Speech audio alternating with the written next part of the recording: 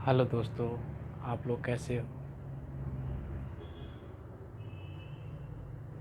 प्रभु teaching classes में आप सभी लोगों का स्वागत है।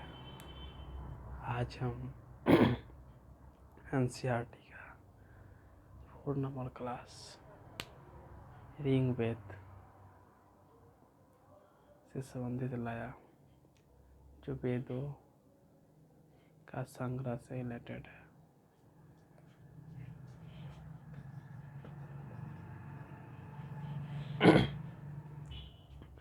सबसे पहले जानेंगे कि वेद क्या होता है, वेद का महत्व क्या होता है, वेद क्यों लिखा गया था। वेद जो है एनसीईआरटी के अनुसार 3500 साल पहले, आज से 3500 साल पहले ऊर्ज वृक्ष ऊर्ज वृक्ष छालों पर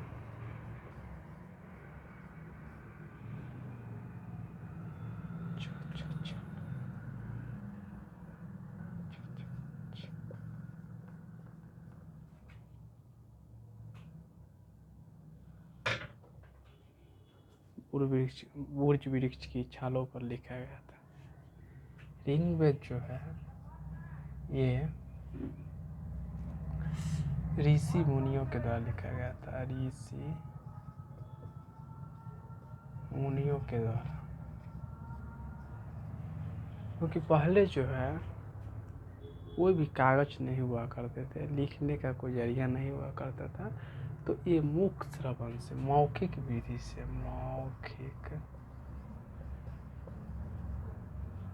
मौखिक विधि से ही क्या होता था कि ज्ञान अर्जन होता था। मुनि जो है अपने शिष्य को मौखिक विधि से सिखाते थे, और ये जो है अनेक प्रार्थनाओं में संग्रहित है, अनेक प्रार्थनाओं में संग्रहित है। इसकी संख्या माने तो 4 है, जिसमें चारों का नाम बता देना। पहला हो जाएगा ऋग्वेद, दूसरा हो जाएगा यजुर्वेद,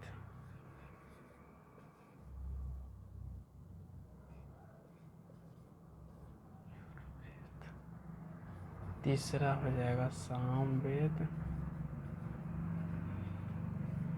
और चौथा हो जाएगा अर्थवेद।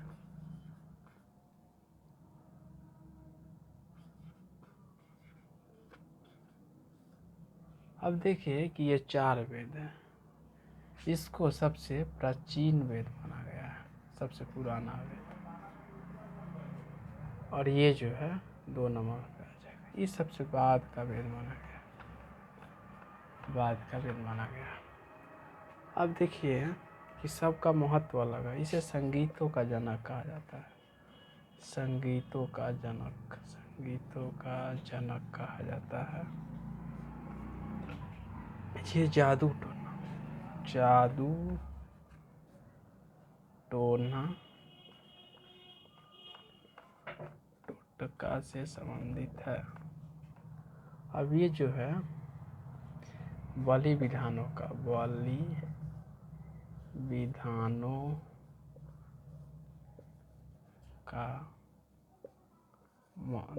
मंत्रोच्चारण का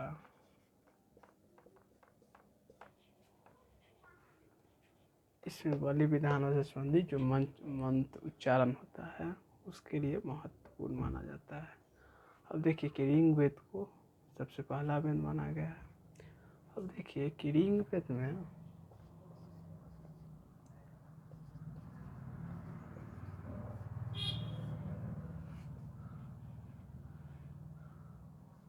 दस मंडल है,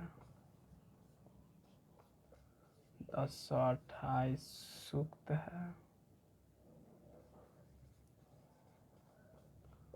और 10,462 ऋचाएँ हैं। और इसमें सोमदेव, इंद्रदेव, इन लोग का महत्व है। 9वें मंडल में इनका महत्व है, 7वें मंडल में इनका महत्व है, और एक है 10वें मंडल,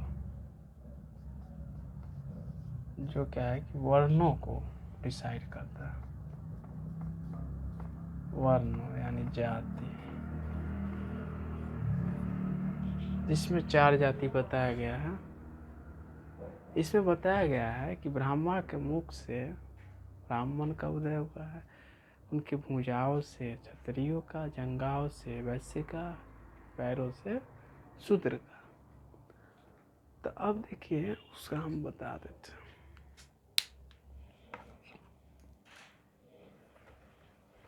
कि अब ब्रह्मा के मुख से ब्राह्मणों का उदय हुआ।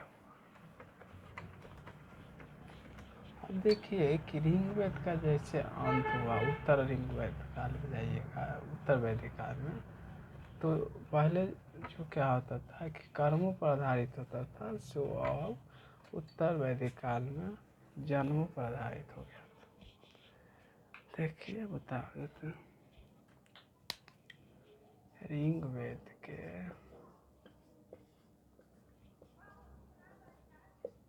10वें मंडल,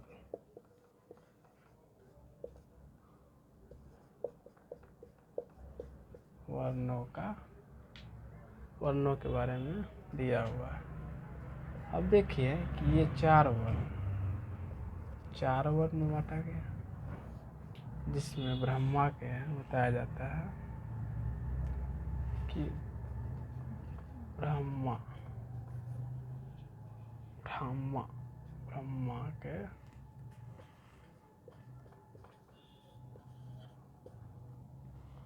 मुख से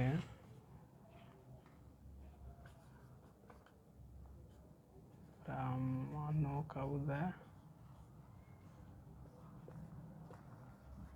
भुजाओं से क्षत्रियों का उदय। आप देखिए कि जंघाओं से वैश्य का उदय, चरणों से शूद्र का उदय,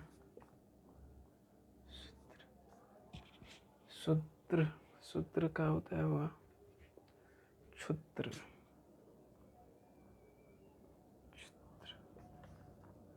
ये नहीं, यही होगा शूद्र, ये हुआ। तो अब देखिए कि ये सारा जो मामला है ये क्या है, ये ऋग्वेद में दिया हुआ है 10वें मंडल में। अब देखिए ऋग्वेद में जो है ये वर्ण व्यवस्था जो है वो क्या था कि जन्मों पर, कर्म पर आधारित था, कर्म पर आधारित था। लेकिन जैसे जैसे आगे बढ़ा, जैसे जैसे जो है समाज की व्यवस्था बनी, वैसे वैसे क्या हुआ कि उत्तर वैदिक काल आते आते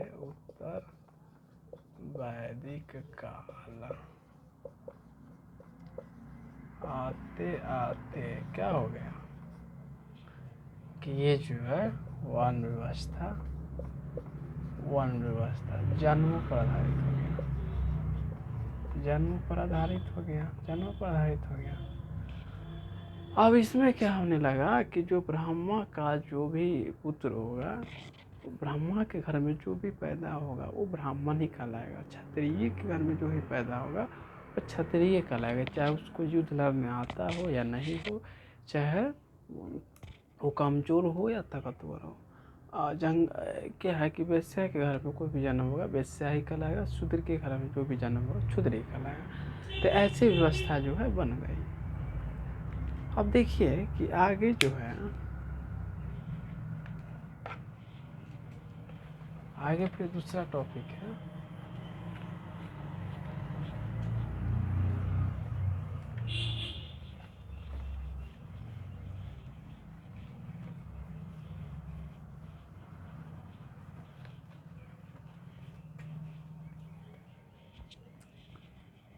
आगे जो इसमें है वो देखिए कि सभा और समिति, सभा और समिति, सभा और समिति, ये क्या होता था? सभा और समिति जो होता था वो क्या होता था कि दो एक सामाजिक जो है न्याय करने का, प्लान बनाने का एक क्या होता था कि संस्था माना जाता था, जिसमें सभा में जो होती थी वो क्या था, सभा श्रेष्ठ श्रेष्ठ लोगों का सभा होता था, श्रेष्ठ लोगों का समूह होता था। और ये समिति जो होती थी आम जन का, आम जन का, आम जन का होता था, यानी जनता लोग का होता था। अब इसमें क्या है कि कोई भी सामाजिक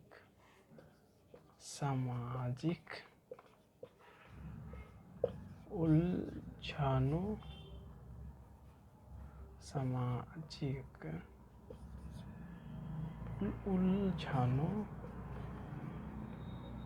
उलझनों को निपटारा करवाता था, सामाजिक न्याय को बनाए रखता था। अब क्या है इसमें कि सामाजिक न्याय को बनाए रखता था, समाज की व्यवस्था को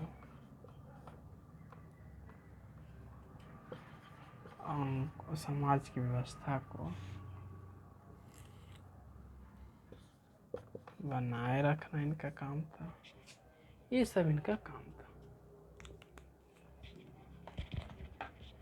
ये देख लिए।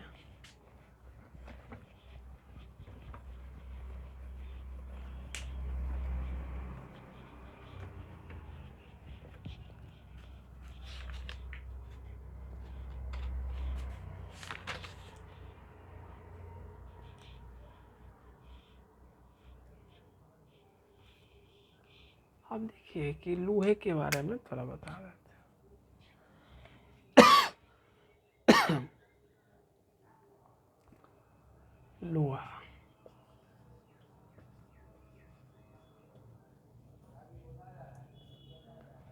लोहा का महत्व जो है बहुत होता है, अभी भी होता है, उस समय भी था। ये जो है 1000 BC में सबसे पहले आया। अब NCERT जो है, NCERT बताती है कि इसका सबसे पहले जो है मगध के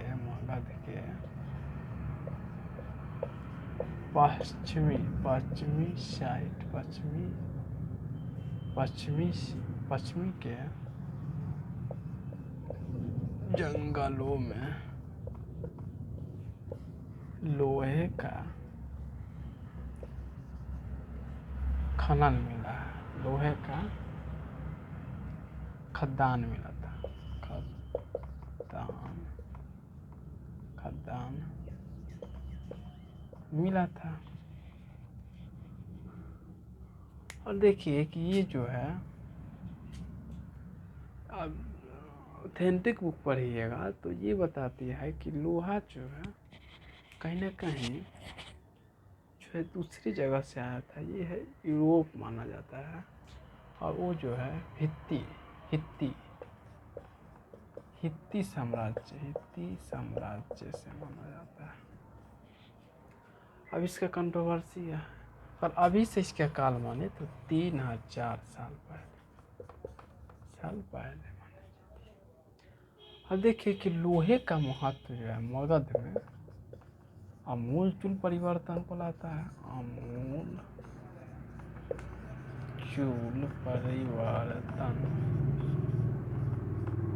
आमूल-चूल परिवर्तन को ले आता है, क्योंकि लोहा जो है कृषि के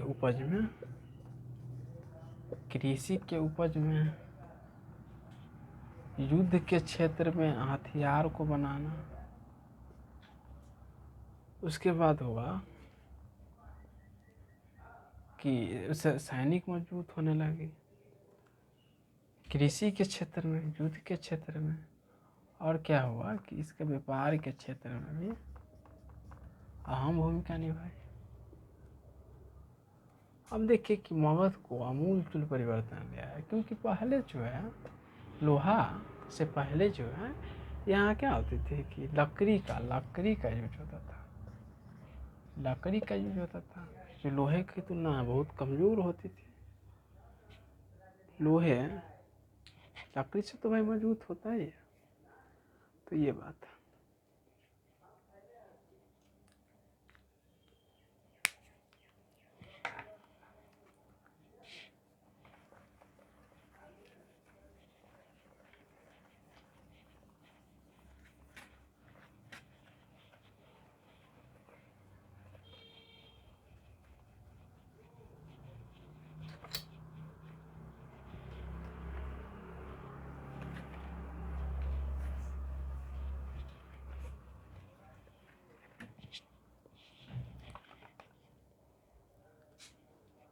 चलिए ठीक है दोस्तों, आज इतना ही रहने देते हैं।